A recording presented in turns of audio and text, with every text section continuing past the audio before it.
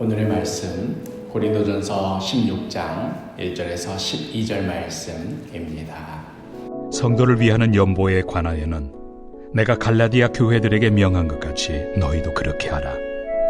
매주 첫날에 너희 각 사람이 수입에 따라 모아두어서 내가 갈 때 연보를 하지 않게 하라.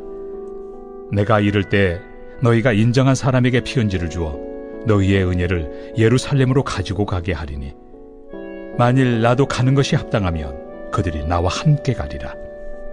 내가 마게도냐를 지날 터이니 마게도냐를 지난 후에 너희에게 가서 혹 너희와 함께 머물며 겨울을 지낼 듯도 하니 이는 너희가 나를 내가 갈 곳으로 보내어 주게 하려 함이라.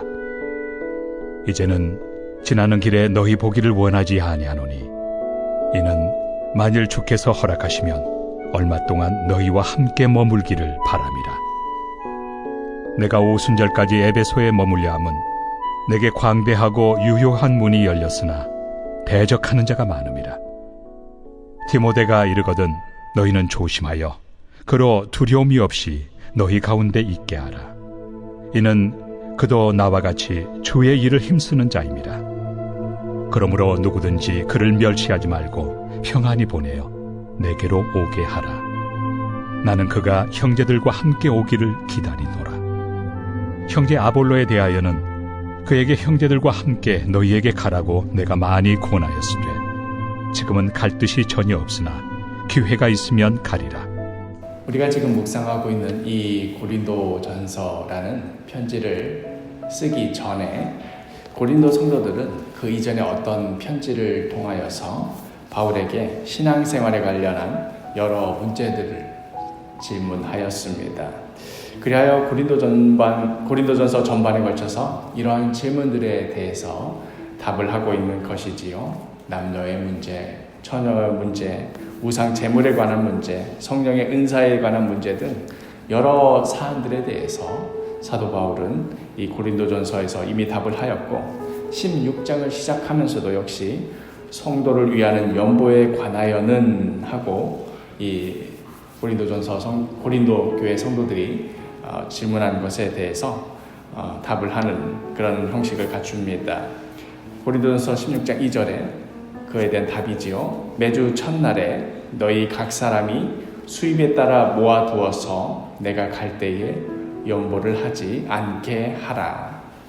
매주 첫날에 각 사람이 자기의 수입에 따라서 모아서 그것으로 헌금을 하라는 것이지요. 여기서 매주 첫날이라 함은 오늘날의 주일날을 의미합니다.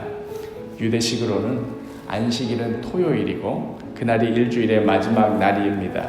그러니 매주 첫날은 안식일, 즉 토요일 다음 날인 일요일, 우리가 주일이라고 부르는 그날이 되는 것이지요. 매주 첫날 성도들이 한자리에 모여서 예배를 드릴 때에 예루살렘 교회를 위한 연보를 미리 준비하라고 바울은 권면합니다. 이는 먼저는 예루살렘에 있는 가난한 유대인 그리스도인들을 돕기 위한 것이었습니다. 이 연보가 가지고 있는 이 구제의 의미에 대해서는 굳이 설명하지 않아도 내가 충분히 이해할 수 있을 것입니다.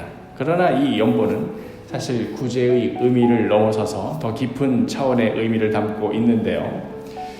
이 연보를 통하여서 예루살렘에 있는 유대 교회나 다른 지역에 있는 이방 교회나 모두 그리스도 안에서 하나됨을 나타내려 하였습니다.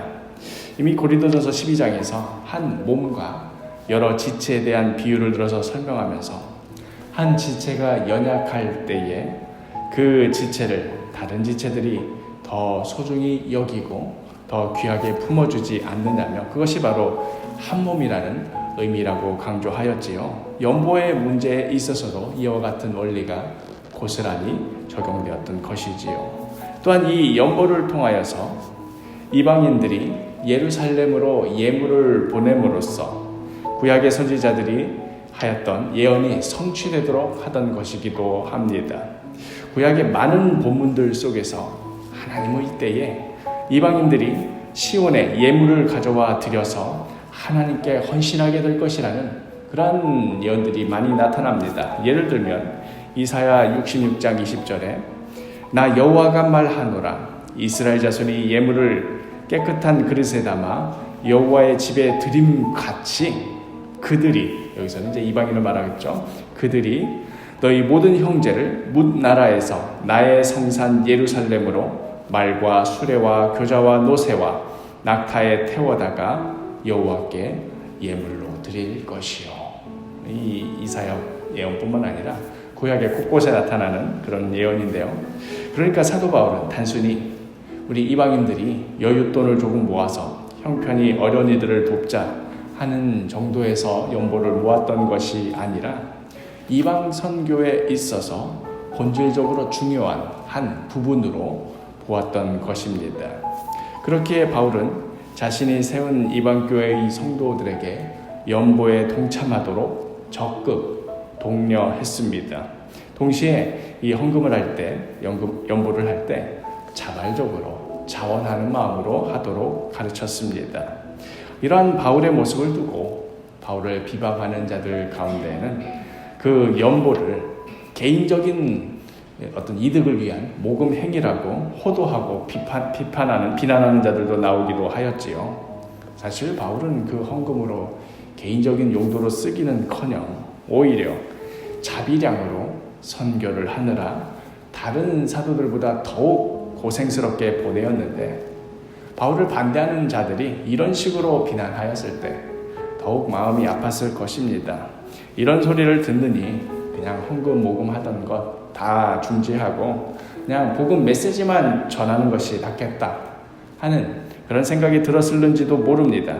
그러나 바울은 그러한 거짓 비방에 굴하지 않고 끝내 이방의 여러 교회에서 모은 이 헌금을 예루살렘에 전달하게 됩니다. 심지어 예루살렘에 들어가게 되면 혹독한 환난과 고난이 기다리고 있음을 알면서도 그는 기꺼이 그 길을 걸어갔던 것이지요. 왜 그랬을까? 연보를 모으고 전달하는 이 모든 것이 포기할 수 없는 선교의 중요한 본질 중 하나였기 때문입니다.